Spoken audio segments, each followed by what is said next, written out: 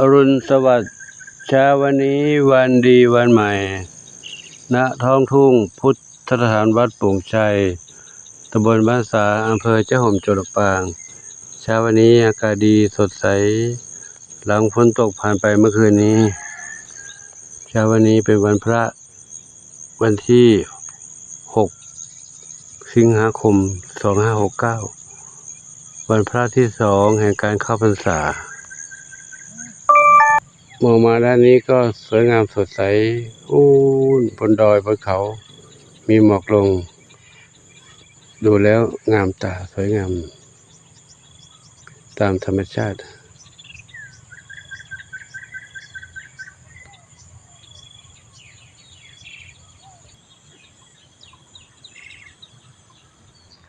เข้ามาในวัดก็ร่มรื่นชุ่มชื่นร่มเย็น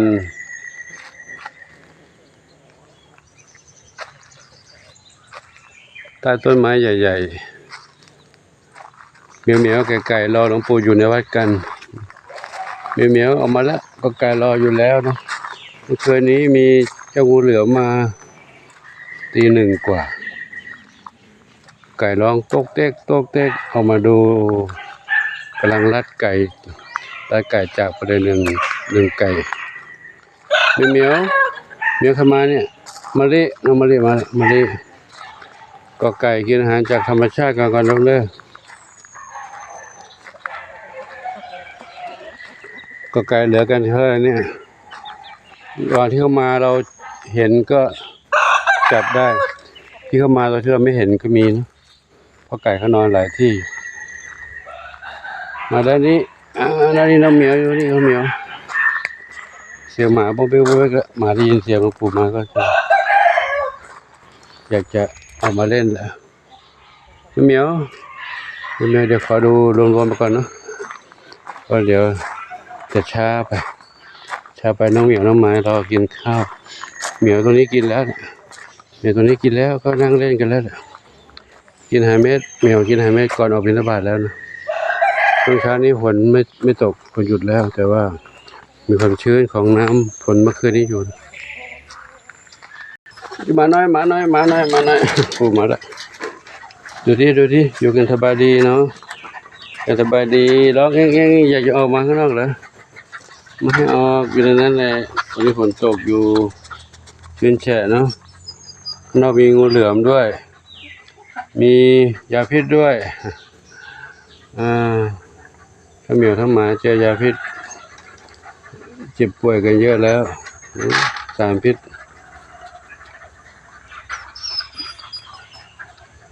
น่าจะพวกเขาถ่ายภาพรวมๆไปก่อนนะ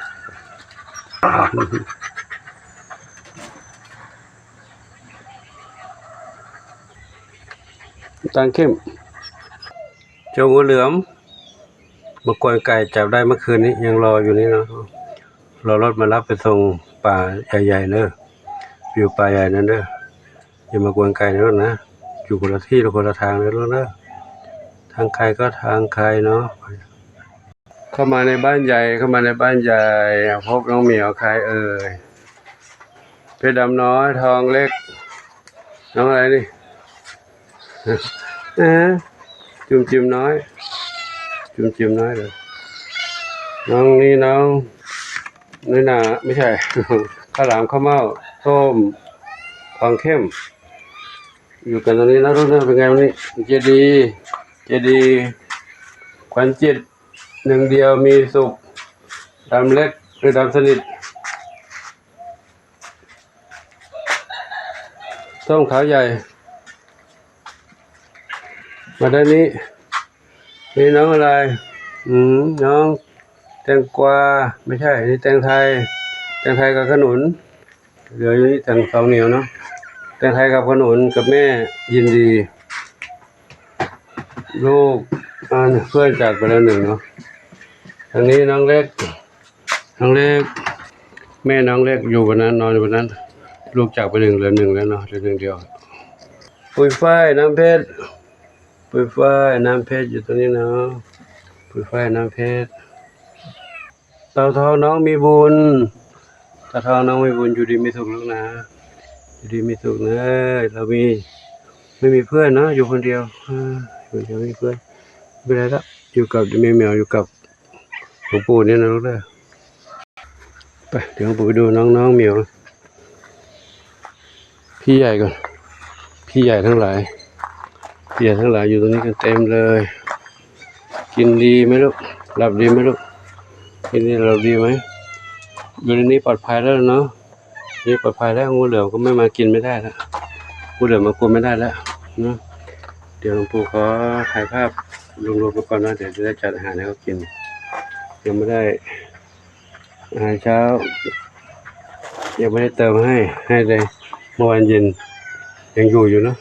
อยู่ก็บกพร่องไปบ้างกินไปบ้างแล้วนะจ้าอยู่ในนี้ปลอดภัยแล้วเนาะเดี๋ยวดูทางนี้ก่อนตรงนี้อีกทางนี้น้องกล้วยทั้งสี่อยู่ดีมีสุขนะคึกคักอย่างนี้แปลว่าแข็งแรงดีเนาะเดี๋ยวไม่ได้รับวัคซีนเลยยังไม่ได้รับวัคซีนเลยแม่ทางนี้ลูกแม่ทางนี้สองเป็นไงสบายดีไหมลูกสบายดีกันไหมอ้อนอะไรแล้วอยู่ในนี้ก็ปลอดภัยแล้วนะลูกนะไม่มีงูเหลือมมาเข้ามาไม่ได้เนาะอยู่ในนี้นะตาน้อยอยู่ดีนะลูกนะแต่น้องก็อยู่ในนี้ก็ปลอดภัยแล้วงูเหลือมก็มาไม่ได้แล้วอันนี้น้องอยู่ที่สองเหมียวตรงนี้พี่ใหญ่เจ๊ใหญ่สองเหมียวอยู่นี่นะนี่ก็ถ้าอยู่ในบ้านแบบนี้ห้องส่วนตัวอย่างนี้ก็ปลอดภัยนะไม่มีอันตรายใดๆแต่ที่น่าห่วงก็คือชุดเหมียวเก่านี่แหละเหมียวเก่าที่ไม่มีที่หลบฝนหลบแดด มีบ้างเหมือนกันแต่ว่าไม่ได้มีห้องนอนเหมือนกับชุดใหญ่นี้เจดีมาทีหลังแต่เขาได้อยู่ห้องแล้วแถมมาแย่งน้องเหมียวที่อยู่ที่วัดเดิมด้วยจะทำให้น้องเหมียวที่วัดเดิมต้องเสียสละบ้านทุกบ้านทุกห้องให้กับพี่มาใหม่อยู่กันเราเสียสละแต่ก็ต้องรีบทำให้เขาให้อยู่ได้ให้ได้เนาะก็ว่าจะเริ่มทำกันวันนี้แหละมีใครทำไปก่อน เมื่อวานนี้ก็มีผู้ใจบุญสมทบมาบ้างแล้วแหละแต่ยังได้ไม่เพียงพอนะยังไม่พอได้มายังไม่ถึงครึ่งเนาะยังไม่ถึงครึ่งเดี๋ยวขอทำตรงนี้จะเริ่มทำวันนี้เนาะจัดแล้วก็สั่งไม้ศิษยันมาก่อนขอเครดิตเขามาก่อนเดี๋ยวได้ปัจจัยรอบค่อยไปเพิ่มเติมส่งคืนจ่ายหนี้สินที่หลังต้องยอมเป็นหนี้แล้วนะยอมเป็นหนี้เพื่อน้องเหมียวแล้วนี่ใครลูกไม่งั้นเดี๋ยวจะไม่ปลอดภัยนะงูเหลือมก็ยังเข้ามาได้อยู่นะถ้าใครจะมาเขาปีนขึ้นมาเสาไฟฟ้าเสากำแพงนี่นะแต่ก็มีตะข่ายลวดตะข่ายเชือกอยู่ข้างนอกตะข่ายเชือกก็ดักเขาได้อยู่นะเข้ามาถ้าเขาเข้ามาก็ติดตะข่ายเชือกก่อนก็ยังไม่ได้เดินสำรวจดูว่ามีติดบ้างหรือไม่ได้ไปเวลาไม่พอหลวงปู่ก็ไม่ค่อยสุขภาพก็ไม่ค่อยดีด้วยเดินรอบนี้ก็ไกลอยู่เหมือนกันแต่รอบบ้านนี่นะก็โรคอยู่นะโรคอยู่แต่ถ้าทำเป็นสัดเป็นส่วนในตรงนี้มุงหลังคาตรงนี้ขึ้นมาก็หญ้านี่ก็จะเตียนโล่งไปก็ทำให้เขาได้อยู่อย่างปลอดภัยนั่นแหละนะเพื่อให้เขาได้มีชีวิตอยู่กับเราเป็นนานๆตลอดชีวิตของเขานั่นเนาะน้องเหมียวที่ชุดใหญ่เขาออกไปอยู่ข้างนอก3เหมียวอยู่นะเขาไม่อยากอยู่ข้างในกับพวกนั้นแต่เขาก็อยู่ได้ข้างนอกนี่นะแต่ก็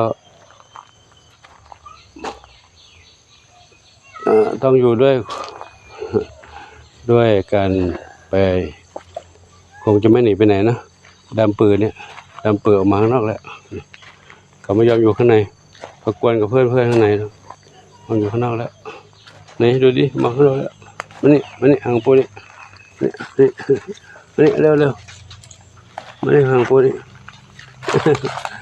ออกมาทำไมนี่นั่นอันนี้1เหมียวแล้วก็อีก1เหมียวอยู่ตรงไหนแล้วอีก1เหมียวนอนบนนี้วันนี้1เหมียวนอนอันนี้1เหมียว อยู่ข้างในกับเขาไม่ได้อะแล้วก็อีกหนึ่งเหมียวคือน้องวิเชียรมาศอยู่ทางไหนลูกวิเชียรมาศอยู่ทางนี้วิเชียรมาศอยู่ทางนี้นี่เขาคงไม่ไปไหนแล้วแต่ก็ชอบอิสระอยู่ในนี้นะนี่ได้นะครับเพียงปลูกขอนำภาพบรรยากาศอย่างนี้ให้กับทุกท่านได้รับชมกันไว้ประมาณนี้ก่อนเนาะเดี๋ยวผมได้จะเตรียมอาหารให้เขากินแล้วก็เก็บถ้วยเก็บชามทำภาชนะหลายๆอย่างขอโมทนาสาธุขออวยพรทุกท่านพบความสุขความเจริญมีความสุขกายสุขใจปรารถนาสิ่งใดขอได้ทรงความมุ่งมั่นปรารถนาทุกประการเทินสาธุอายุวโนสุขังพระลัง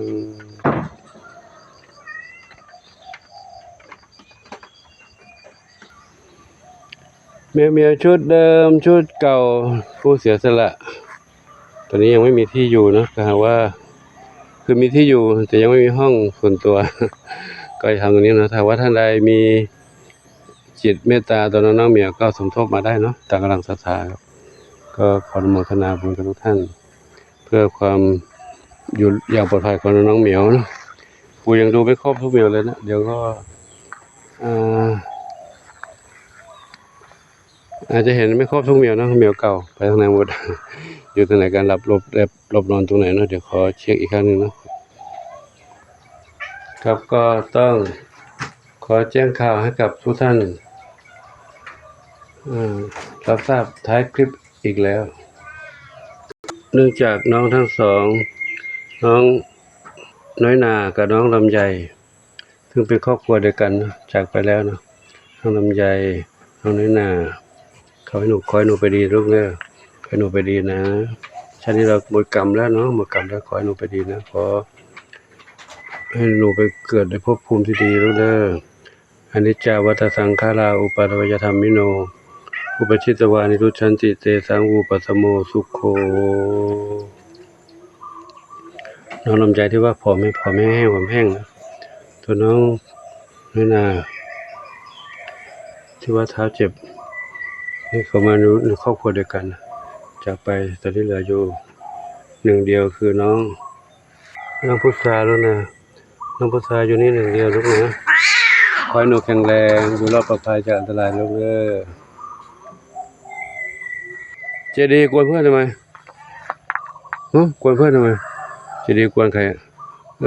เป็นผู้ชายกวนเขาทำไมกวนชบาเหรอลูก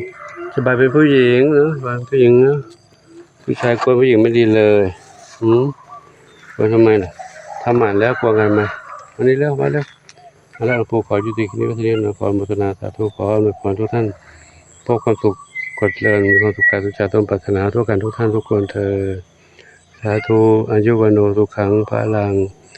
กับก็จะเร่งทำตรงนี้ให้เสร็จเพื่อเหมียวจะได้ไม่ต้องไปช่วงฤดูฝนนี่นะเรื่องโดนฝนโด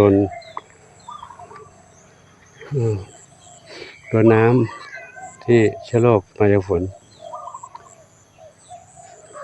ทำแบบนั้นแหละจะทำแบบนั้นให้กว้างๆให้เขาได้อยู่รวมกันในมุ้งในตะข่าย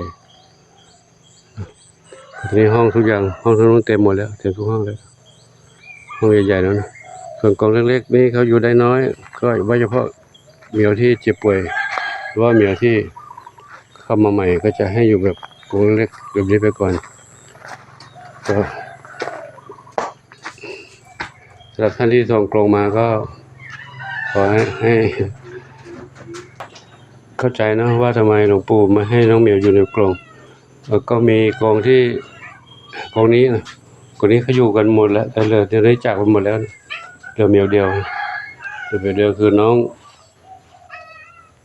พุทธาส่วนกรงนี้ก็มี5เหมียวตอนนี้ก็เหลือ3เหมียวอยู่ในกรงนี้ส่วนกรงเล็กๆที่กรงดำกรงสีเหลืองนู้นนะนั้นใส่เหมียวเล็กไม่ได้เหมียวเล็กก็ออกมาได้นะตาห่างไปจะต้องเอาตะข่ายเล็กขึงรอบอีกครั้งหนึ่งรอมุ้งกลางเถอะก็เดี๋ยวค่อยหาโอกาสทำต่อไปเนาะตัวนี้จะรีบเร่งทำหลังคาตัวนี้ให้เสร็จก่อนเพราะแล้วถ้ามีหลังคาแล้วกันฝนกันอะไรได้หมดอย่างดี เป็นน้ำเหมียวก็มาหลบเสือนี่กันกับขออนุโมทนาสาธุอายุวโนสุขังพลังเจ้า